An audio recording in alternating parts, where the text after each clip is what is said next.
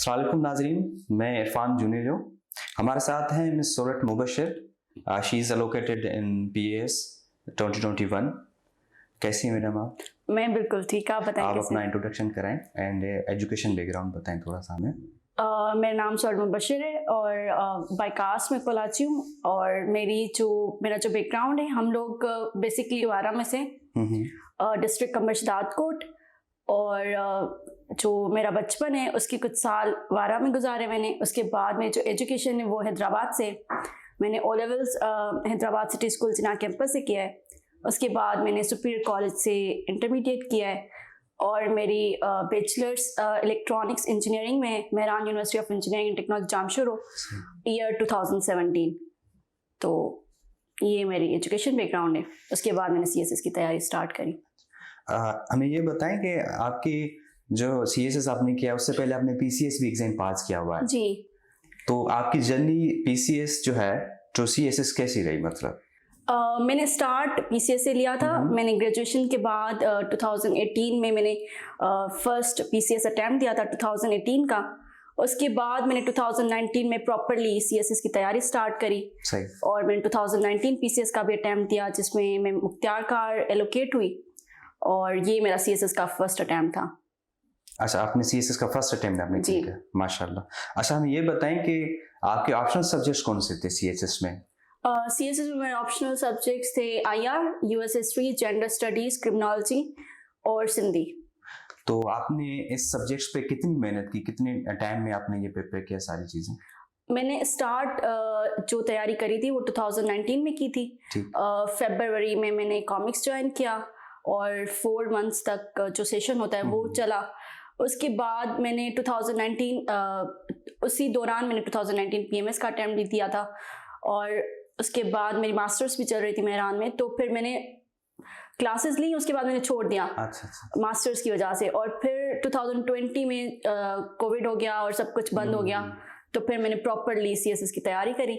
बहुत ज़्यादा important role play करता है। आपने पूरी स्ट्रेटजी बनानी होती है कि आपको कितने आवर्स कौन से सब्जेक्ट में देने। वो हर कैंडिडेट का अपना होता है, हर कैंडिडेट का अपना पोटेंशियल होता है और उसके अलावा उनका अपना एजुकेशन बैकग्राउंड होता है। उस सारी चीज़ें इनको मद्देनज़र रख के आपको खुद को स्ट्रेटजी बनानी होती है कि आपको कौन सी स्ट्रेटजी फॉलो करनी है, क्योंकि हर किसी का टैलेंट डिफरेंट होता है, हर किसी का स्ट्रॉन्ग एरियाज डिफरेंट होते और इसलिए और हर किसी के वीक एरियाज भी डिफरेंट होते हैं। तो खुद ही एनालाइज कर सकता है बंदा कि स्ट्रॉन्ग एरियाज कौन से, तो उन पे कम मेहनत करें। जो वीक एरियाज हैं उन पे ज़्यादा मेहनत करें, उनको ज़्यादा रिफाइन करें ताकि आपकी परफॉर्मेंस अच्छी हो। अच्छा, रिसेंटली जो है अभी ये समझा जा रहा है कि कंपल्सरी सब्जेक्ट्स जो हैं वो इसको कम दे रहे हैं। तो आपकी क्या स्ट्रेटजी थी रिगार्डिंग कंपल्सरी सब्जेक्ट्स? कोई टिप्स ट्रिक्स वगैरह इसमें? कंपल्सरी सब्जेक्ट्स तो मैंने कंटिन्यूसली पढ़े थे। मतलब कंपल्सरी पे मेरा फोकस वैसे ही पता नहीं क्यों ज़्यादा था। अच्छा। और लकीली इस दफ़ा जो है ना, मतलब उन्होंने ज़्यादा फोकस भी कंपल्सरी पे किया, तो इसलिए बोल रहे हैं लोग कि वो हिट हो गए। जी। तो कंपल्सरी मैंने कंटिन्यूसली पढ़े थे, उनके साथ टच में थी। ऑप्शनल्स उन पे मैंने कम टाइम दिया था और फिर लेकिन ऑप्शनल्स पे भी टाइम देना पड़ता है और उसके भी नोट्स मेकिंग प्रॉपरली होनी चाहिए और मैंने उनको भी प्रॉपर टाइम दिया था और कंपल्सरी को ऑफ कोर्स ज़्यादा दिया था, तो इसलिए। अच्छा, हमें ये बताएंगे इसमें जो है कंपल्सरी एंड ऑप्शनल सब्जेक्ट जो इकट्ठे चला सकते हैं या अलग अलग से हम तैयारी कर सकते हैं?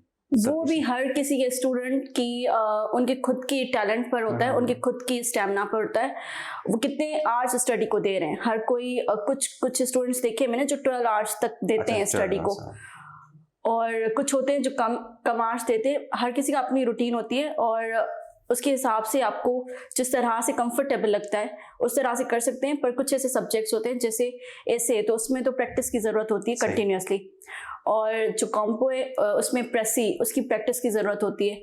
तो ये कुछ ऐसे सब्जेक्ट्स हैं जिनके लिए आपको कंटिन्यूसली इन टच रहना पड़ता है।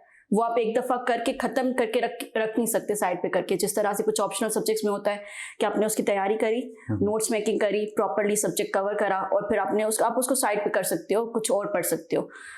कंपल्सरी सब्जेक्ट्स जैसे ऐसे हो गया, कॉम्पो हो गया, जैसे जनरल नॉलेज है, तो उसमें भी लोग एबिलिटी पोर्शन छोड़ देते हैं। ठीक है, तो मेरा इंजीनियरिंग बैकग्राउंड था तो उनको कुछ फ़ायदा हो जाता है एबिलिटी में। और इसी तरह से जो मेडिकल के होते हैं तो उनको बायोलॉजी पोर्शन में फ़ायदा होता है। लेकिन जनरल साइंस एक ऐसा सब्जेक्ट है जिसमें काफ़ी स्पेस होता है, आप मार्क्स ले सकते हो, क्योंकि एबिलिटी में अगर आप अच्छी प्रैक्टिस करते हो तो सॉलिड मार्क्स होते हैं, तो उसको भी प्रॉपरली आपने टाइम देना होता है। तो वो डिपेंड करता है कि आप लोग साथ में करो या फिर अलग अलग करो। एट द एंड 12 सब्जेक्ट्स करने हैं आपने। अच्छा, अभी ऐसे की और इंग्लिश कंपोजिशन की बात हो रही थी, तो ऐसे आपने कौन सा सिलेक्ट किया था एंड क्या सोच के सिलेक्ट किया था कि इधर इसमें मैं कितना स्कोर जो है ले सकती हूँ? ग्लोबलाइजेशन प्रॉस एंड कॉन्स मैंने सिलेक्ट अच्छा, करा था, और मैंने ये इसलिए सिलेक्ट करा था क्योंकि बहुत सिंपल टॉपिक था। उसमें बस मुझे पता था कि अब इसमें खाली प्रॉस एंड कॉन्स ही लिखने हैं और क्या एग्जामिनर एक्सपेक्ट करेगा इसमें, तो इसलिए मुझे ये। और दूसरा कि मेरा IR था सब्जेक्ट ऑप्शनल, तो उससे वो मेरा बैकग्राउंड था उसका, तो मुझे था कि ये मैं बहुत अच्छे से कर सकती हूँ और बिल्कुल सिंपल टॉपिक है, तो इसलिए मैंने ये अटेम्प्ट किया। अच्छा, ये बताएं कि स्पेसिफिक जो जीके जो पोर्शन है उसमें हम मैक्सिमम मार्क कैसे ले सकते हैं? जीके में देखिए, जीके 3 पार्ट्स उसके 3 पार्ट्स होते हैं। उसमें करंट अफेयर्स होता है, पाकिस्तान अफेयर्स होता है और जनरल साइंस एंड एबिलिटी होता है। अब जनरल साइंस एंड एबिलिटी बहुत बेसिक होता है, उसमें इंटरमीडिएट और बल्कि मैट्रिकुलेशन लेवल का होता है, तो बिल्कुल बेसिक होता है। एबिलिटी भी बहुत बेसिक होता है उसमें, और उसमें जो बायोलॉजी, फिजिक्स, केमिस्ट्री का पोर्शन होता है वो भी बहुत बेसिक होता है, तो वो इजीली कर सकता है। सबने ग्रेजुएशन की होती है तो वो इजीली हो सकता है। थोड़ी सी प्रैक्टिस की जरूरत होती है, थोड़ा पढ़ने की जरूरत होती है। करंट अफेयर्स हम टच में होते हैं ऑल द टाइम। आप CSS की तैयारी कोई भी एस्पायरेंट स्टार्ट करता है तो करंट अफेयर्स से स्टार्ट करता है, न्यूज़पेपर पढ़ना स्टार्ट करता है, और यहाँ से जर्नी स्टार्ट होती है बेसिकली CSS की। तो करंट अफेयर्स जब तक पेपर होता है तब तक हम लोग इन टच होते हैं कि क्या हो रहा है अराउंड, सारा कुछ पता होता है। तो करंट अफेयर में भी काफ़ी स्पेस होता है, और पाकिस्तान अफेयर्स भी काफ़ी इजी सब्जेक्ट है अगर देखा जाए तो। उसका प्री पार्टीशन है, उससे क्वेश्चन अब कम आते हैं, लेकिन एक क्वेश्चन आ जाता है उसमें से, वो भी मैट्रिकुलेशन में O लेवल्स में हम पढ़ते हैं, हिस्ट्री और पाकिस्तान स्टडीज़, ज्योग्राफी और हिस्ट्री होता है उसमें भी, तो वो भी हो जाता है। बाकी पोस्ट पार्टीशन होता है तो उस पर थोड़ी मेहनत करनी पड़ती है। तो ये एक ऐसा सब्जेक्ट है जिसमें 120 पे पास होता है, 300 का सब्जेक्ट है, और इसमें काफ़ी स्पेस होता है कि आप काफ़ी मार्क्स ले सकते हो तीनों में, अगर आप लोग थोड़ी सी मेहनत कर लो इसमें। अच्छा, इसमें कोई एक सब्जेक्ट मतलब फेल भी हो जाता है 3 में से, तब भी अगर दूसरे सब्जेक्ट्स में स्कोर ले ले तो भी पास है, मतलब जी 120 एवरेज। जी 120 एवरेज होता है। तो अगर आप करंट अफेयर्स में फॉर एग्जांपल फेल हो गए, पाकिस्तान अफेयर्स में फेल हो गए, उधर से आपके मार्क्स बन गए तो आप पास हो। That's great. अच्छा, ये बताएं इसके के बाद जो है मोस्ट डिफिकल्ट जो है पेपर होता है इंग्लिश कंपोजिशन,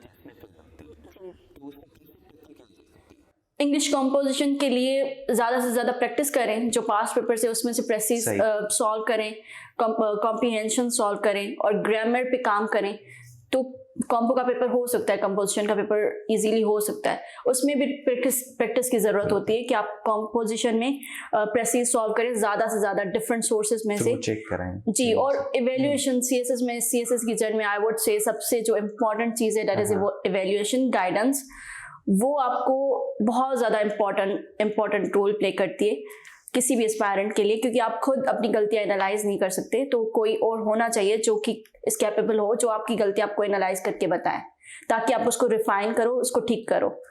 तो evaluation is the most important thing in CSS। अच्छा, हमें ये बताएं कि IR सब्जेक्ट था आपका एज ऑप्शनल, तो उसमें हम ज़्यादा स्कोर कैसे ले सकते हैं बनस्पत पॉलिटिकल साइंस से? पॉलिटिकल साइंस भी बहुत अच्छा सब्जेक्ट है, IR भी बहुत अच्छा सब्जेक्ट है। अगेन वही बात आ जाती है कि आपका इंटरेस्ट किस चीज़ में, आप किस चीज़ को ज़्यादा अच्छे तरीके से पढ़ते हो।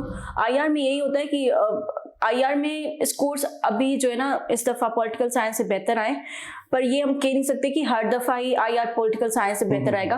कंपैरिजन नहीं कर सकते, दोनों बेहतरीन सब्जेक्ट्स हैं, बस वो भी एस्पायरेंट पर होता है कि आप किस तरह से प्रिपरेशन करते हो, कितनी कमिटमेंट से प्रिपरेशन करते हो और कितना सीरियस लेते हो सब्जेक्ट को। सही, तो फिर आप मार्क्स ले सकते हो।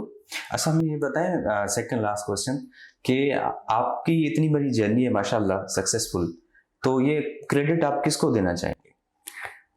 सबसे पहले तो अपनी फैमिली को।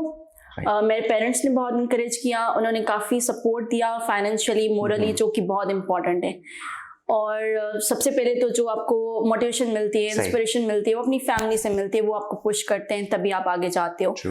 और उसके बाद ऑफ कोर्स टीचर्स, मेंटोर्स जिन्होंने बहुत हेल्प किया, एवेल्यूशन करी और गाइड करते रहे और कॉन्फिडेंस देते रहे, और उसमें सारे मेंटोर्स थे जो भी। अच्छा, इसमें कॉमिक्स ने कितना रोल प्ले किया है? कॉमिक्स ने बहुत इंपॉर्टेंट रोल प्ले किया है। मैंने सारी तैयारी कॉमिक्स से ही करी है, अच्छा। CSS की, तो मैंने कंटिन्यूसली कॉमिक्स पर ही पढ़ा है और मैंने एवेल्यूशन भी कॉमिक्स पर ही करवाई है, और उसके अलावा मैंने कॉमिक्स लाइब्रेरी भी है हैदराबाद में। ओके। तो हम लोग वहाँ पर बैठकर तैयारी करते थे, तो हमारे पास एक्सेसिबल होता था क्योंकि नीचे फैकल्टी अवेलेबल होती थी, सही। ऊपर कॉमिक्स लाइब्रेरी में हम पढ़ते थे। तो काफ़ी इंपॉर्टेंट रोल प्ले करती है एकेडमी, आई वुड से, कि आपकी जर्नी में, क्योंकि मतलब काफ़ी इस तरह से होता है ना कि लोग डिफरेंट जगहों पर जाकर पढ़ते हैं, और कहीं पर भी जाकर पढ़े, बस ये इम्पोर्टेंट है कि आप कमिटेड रहो और मेहनत करते रहो और अपने मेंटोर सही चूज करो जो आपको सही गाइड कर सकें। अच्छा, ये बताएं लास्ट क्वेश्चन कि कोई specific message for upcoming CSS aspirants के लिए? CSS पेरेंट्स के लिए यही है कि कमिटेड रहें, सबसे ज़्यादा सही। अपनी मेहनत करें, पॉजिटिव रहें। सबसे इम्पॉर्टेंट चीज़ है कि आप पॉजिटिव अपना एटीट्यूड रखें। अगर आपको CSS करना है तो बहुत सारे हर्डल्स आते हैं, CSS की जर्नी इतनी आसान नहीं है, क्योंकि यहाँ पर बहुत सारे लोग मिलेंगे आपको जो आपको डिमोटिवेट करेंगे। लोग बोलते हैं कि 2% पासिंग रेशियो है, कि तुम कैसे पास कर सकते हो अगर तुम्हारी फैमिली में कोई ब्यूरोक्रेट नहीं है, और इस तरह से। तो मेरी फैमिली में भी कोई ब्यूरोक्रेट नहीं है, I am the first one, और and the first girl to be bureaucrat in my family. तो ये चीज़ नहीं होती है, बस आप खुद मोटिवेटेड रहो, कोई भी कर सकता है, मेरिट है इसमें, ऐसी कोई बात नहीं है। तो आप कमिटेड रहो और कंसिस्टेंसी के साथ मेहनत करो, मतलब छोड़ नहीं दो बीच में। काफ़ी लोग स्टार्ट करते फिर बीच में छोड़ देते हैं, सही। तो फिर उनकी वो डिस्टर्ब हो जाती है। तो कंटिन्यूसली करते रहें। 3 अटैम्प्ट्स होते हैं, काफ़ी चांस है, 30 ईयर्स तक एज होती है, और काफ़ी चांसेस होते हैं, तो इनको ज़ाया ना करें, मेहनत करें, और इंशाल्लाह anybody can do it. Thank you Surat. Thank you so जी, मच। ये थी सूरत मुबशर, जिनका आपने इंटरव्यू सुना। होप आपके क्वेश्चन सारे जो हैं जितने भी थे क्लियरिफाई हो चुके होंगे। कोई क्वेश्चन हो तो आप जो है कमेंट बॉक्स में डाल सकते हैं। मिलते हैं नेक्स्ट इंटरव्यू में। Thank you, Allah Hafiz.